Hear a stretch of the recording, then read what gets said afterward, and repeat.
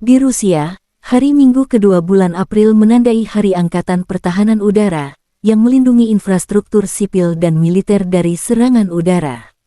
Pasukan pertahanan udara Rusia mengusir serangan udara musuh seperti drone, peluncur roket ganda, dan rudal balistik terhadap pemukiman yang dibebaskan dan perbatasan setiap hari selama operasi militer khusus di Ukraina.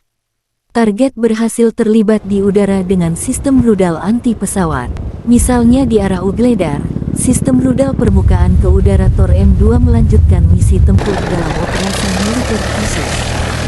Sistem permukaan ke udara Tor M2 dari Marinir Armada Pasifik memantau dan berhasil melawan berbagai jenis musuh udara yang menimbulkan ancaman bagi kelompok pasukan Rusia di arah Ugledar.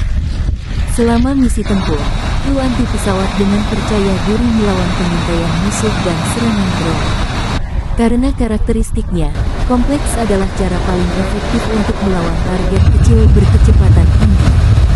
Sistem Tor-SAM dibedakan oleh kemampuannya yang unik untuk mencari target dan menghancurkannya dalam perjalanan saat menyusuri sangat penting untuk memaksimalkan perlindungan pasukan Rusia dari serangan udara.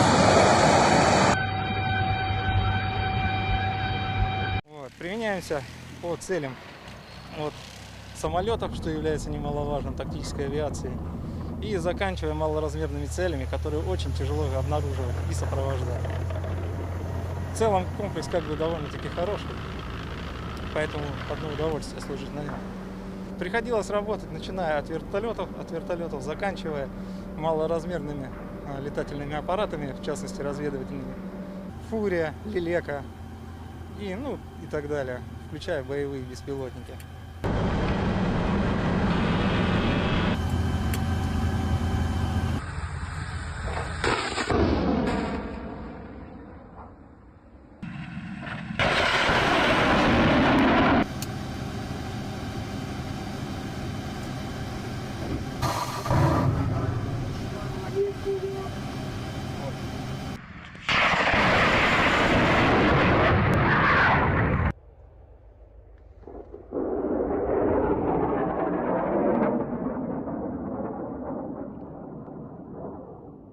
Terima kasih sudah nonton.